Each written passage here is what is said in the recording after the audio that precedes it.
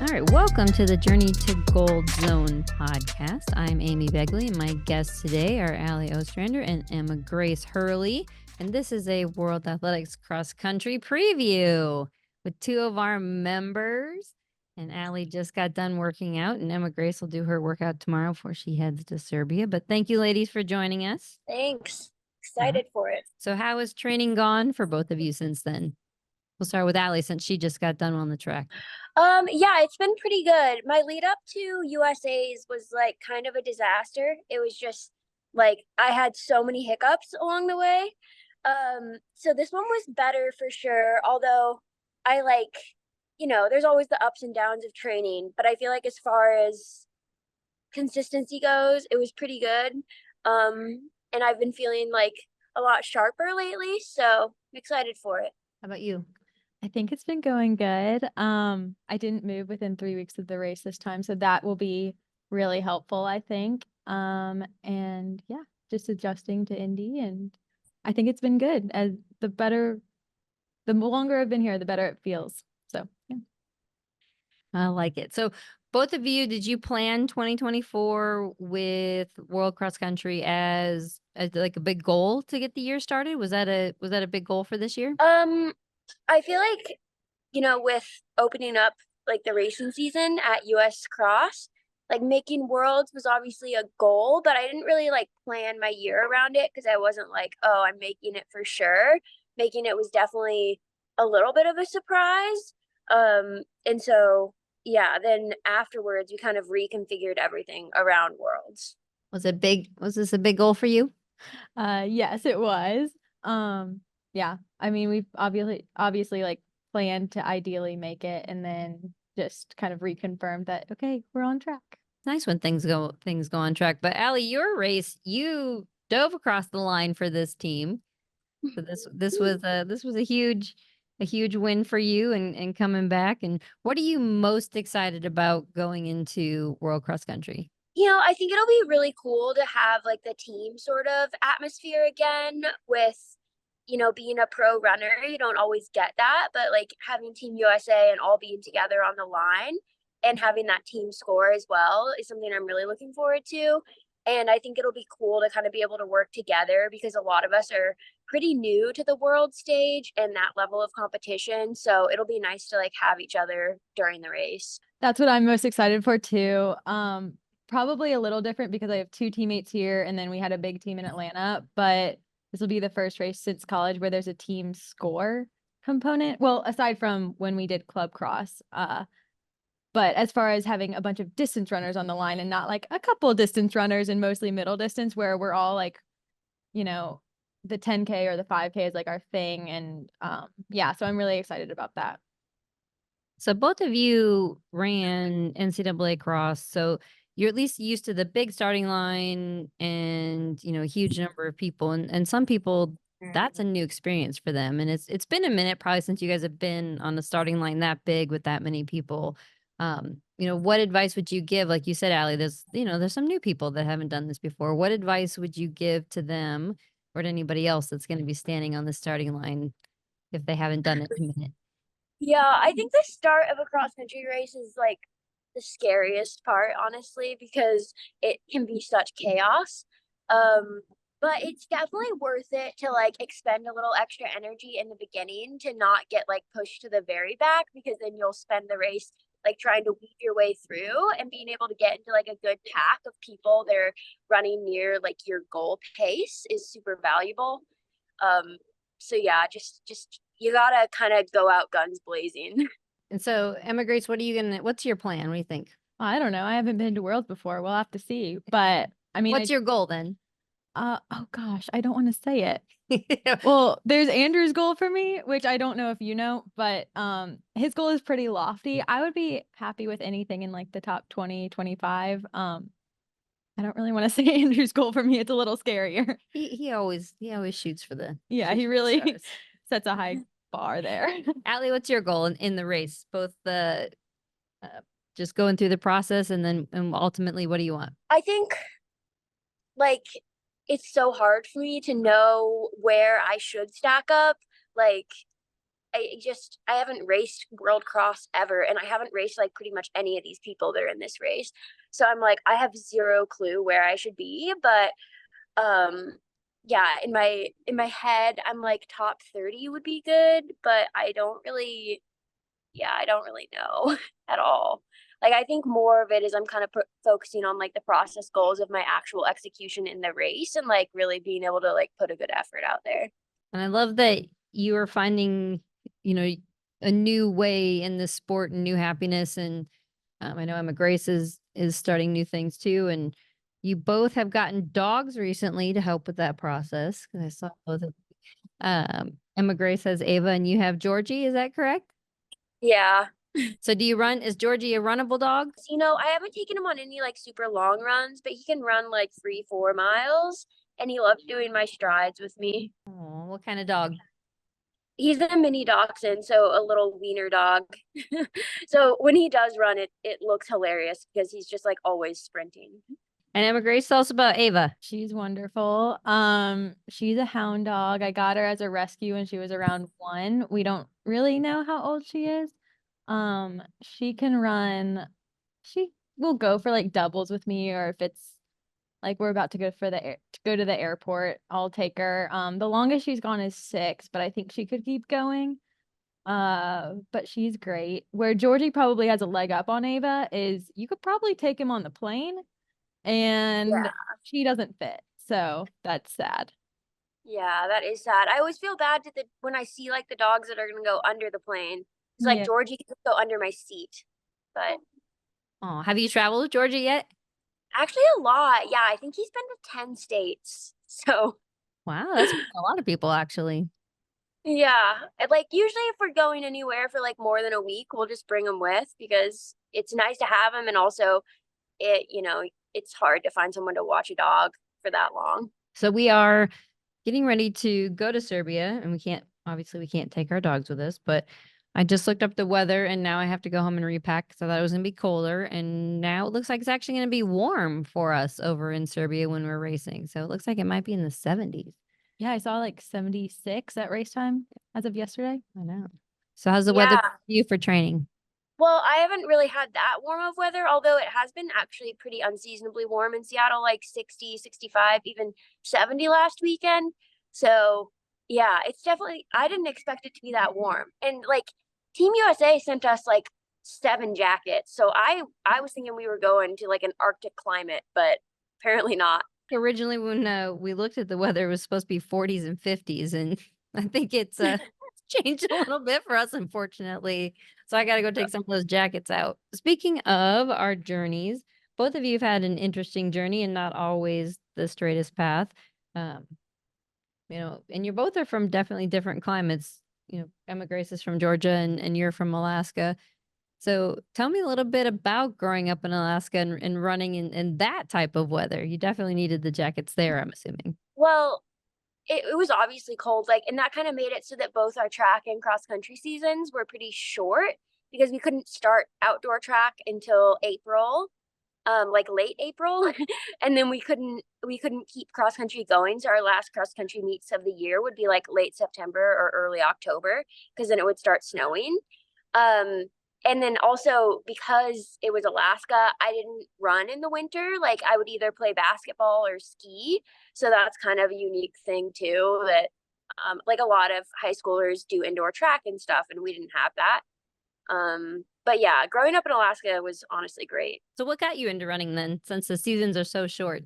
My parents were both like they ran recreationally, so I saw them running, and then my sister started doing cross country and track, and it was just kind of like a natural thing to do, I guess. Like I loved sports. I was always in a sport. I did soccer and basketball, skiing, cross country, track, like so yeah, they were sports that were available, so I did them.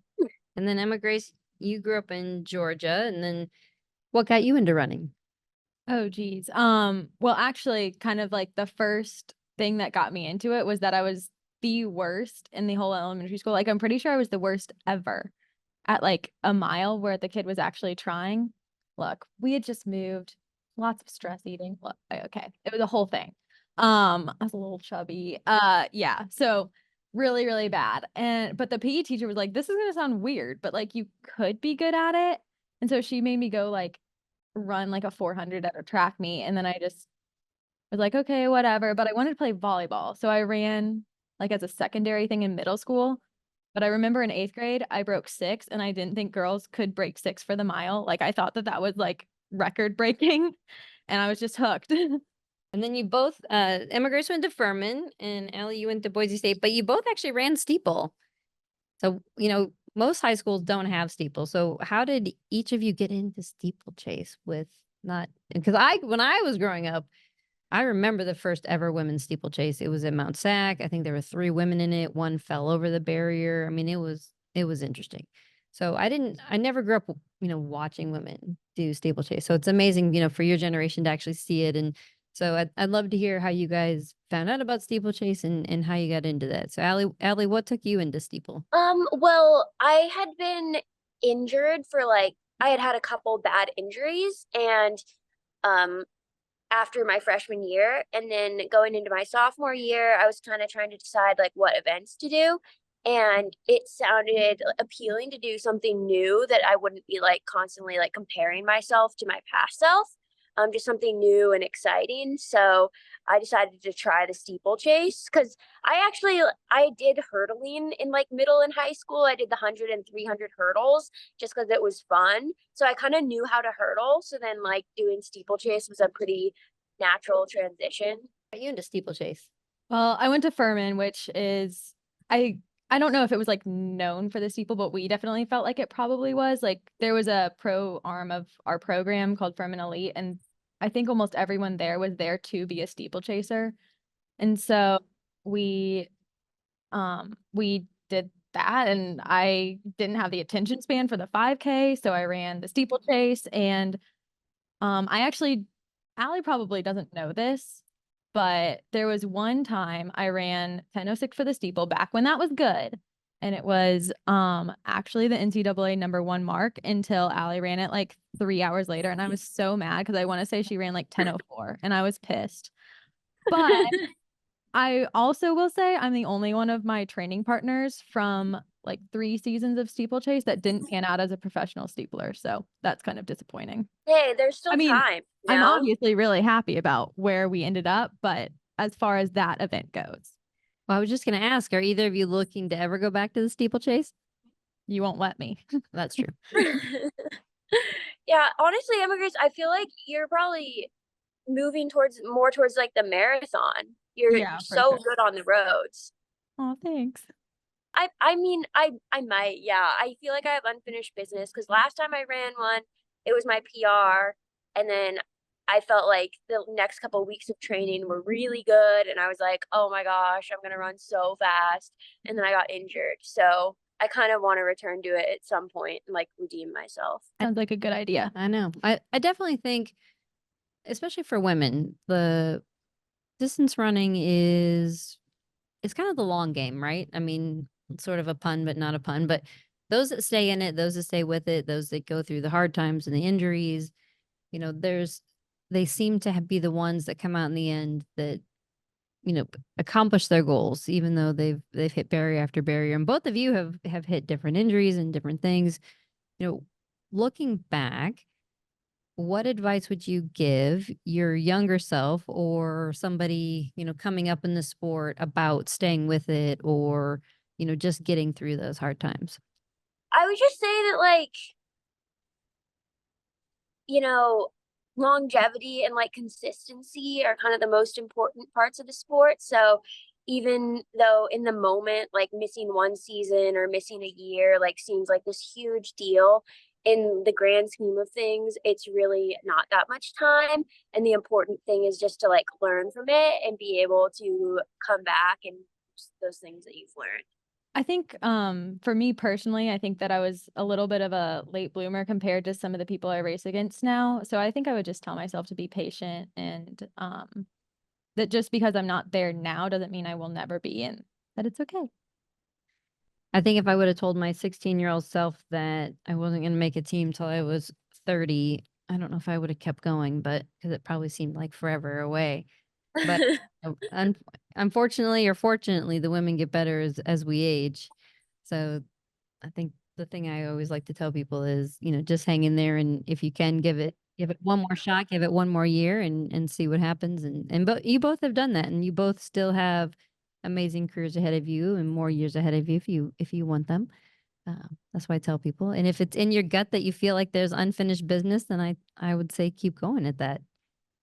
That there's that fire is in there, and the body is going to let you do it. Then I say give it some more shots. What is next for you, Ellie? I know you've tried some different things with mountain running, which think I was reading you did that even when you were younger too, right? I did a mountain race in Alaska uh, that called Mount Marathon when I was younger. That was like kind of my first introduction to like competitive running.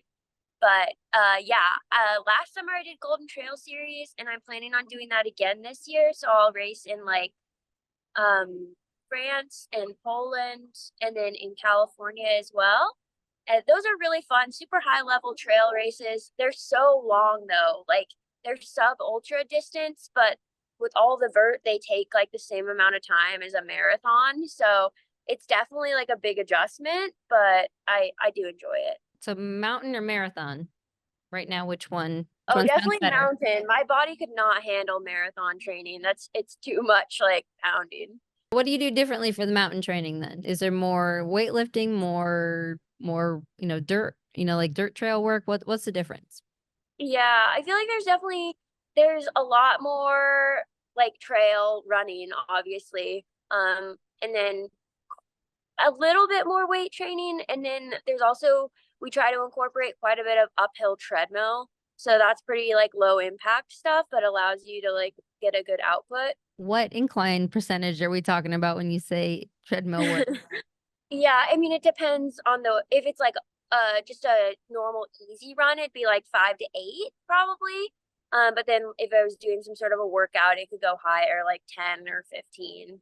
My last house had an 11% grade up to the house, and yeah, that was 400 meters that I really got tired of doing. So, Oh my gosh, yeah, that's steep. wow. All right. I'm trying to think of putting that on a treadmill would be very interesting. Do you have a treadmill at home or do you do it at a gym? Because that would be interesting to watch someone do that at a gym. Yeah, no, I don't have a treadmill, so I really want to get one at some point, but I'm in an apartment, so there isn't really room. Um, so I have a little stationary bike, but no treadmill. So when you do that at the gym, do you get good, people looking at you like you're a little crazy when you're I treadmill always up? wonder, especially when I do like hill strides on the treadmill, so I'm like sprinting up a grade. But yeah, I don't know. I feel like people are kind of in their own world at the gym a lot of the time. All right. So after we get back from World Cross, because you guys are going to go there and run well, because your training is on a upward trajectory. What is the rest of the year look like for you guys? What is the goals? Well, after World Cross, we'll go run Cherry Blossom on fumes and see how that goes and just try to do what we have with whatever is available on the day. But I'm really excited what we've talked about for kind of the next few months before maybe like exploring some longer things later. Is I have like, I don't know if you know this yet, but I have like 1,500 or miles that are on the calendar. So that will be fun. And I think I'm going to focus on the 5K. So I don't know if that's my better event over the 10K, but it's more fun, I think. So what route are you taking after this then, Allie? I'm probably gonna do honestly something kind of similar, probably like some 1500s and stuff. See, because I've been doing quite a bit of speed in this lead up, so we kind of want to make use of that. And probably go to Boulder for an altitude camp, and then yeah, figuring out the rest of the schedule from there. Before we finish this up, is there anything that either of you would like to talk about, bring up, give shout outs, Instagram handles, all that kind of fun stuff? Oh, well, yeah, my sponsor is Normal with 2 N's, so definitely check them out. And also, yeah, I'll shamelessly plug myself. My Instagram's Allie_Ostrander, and then I also have a YouTube channel. And I'm actually currently working on a video that's kind of like about the last 3 years of my life. So if you're at all interested in that, that video will be up soon. Oh, very cool. So, and that'll be on your YouTube channel? All Yeah. right. Will that be before or after World Cross? You're putting that up? I'm planning to post it 3 days before. Very cool. So we'll definitely plug that because this will be out before World Cross. So everyone go over to the YouTube channel and check that out. That'll be exciting. Yeah, I'm excited for it. All right. And so how long does that take you to put together when you do that? That one was like that was, I had to like get all the footage from the last 3 years. So that one took forever, to be honest. I've probably worked on it for like 48 hours. All right, Emma Grace, what about you? Well, my Instagram's Emma Grace Hurley, no spaces, all lower capitalization doesn't matter, whatever. But we have a new team in Indianapolis called Heartland Track Club. There's 3 of us right now, and then we'll have like a nonprofit arm of that that we'll get started with in the fall. So that'll be fun. And then, oh yes, I have a new like multi-year deal with ASICS, so that's really exciting. So yeah, I'll be racing in those shoes for the rest of the year. Yeah, I saw that. Congrats on the new sponsor. Thank you. Thank you. And in full transparency, I'm not technically coaching, but I'm mentoring Yes. Yes. Heartland Track Club. But so that's why Amy's husband is my coach. Yes, Andrew is her coach. So I get to hear about all the things and hear about all the dogs and Yeah, she got to clean up my wound. I fell on a run 2 days. Oh no, yesterday. Yes, yesterday. It was just yesterday. She Yeah. fell. They told me she got attacked by a goose, but then they actually told me she fell. So I was like, all right. Yeah, that's okay. Geese can be aggressive though. That's not even like that unrealistic of a story. I know. That's why I believed it. Because We did also get charged by a pretty aggressive goose. that's true. Yeah. Yeah. So, they had me for a little bit, but yes. All right. Well, you need to go do a cool down and all the good stuff because we're all probably need to pack the rest of the day. But I'm gonna see both of you in Serbia here really soon, and this will be out as a World Cross Country preview. And we're really excited for the men's and women's teams and the juniors, and it's gonna be great. I'm excited for you guys to start 2024 off on a really good note. Yeah, Me too. fun. All right. Well, thanks for joining us, and we will see you really soon. Thank you. Yes. Bye.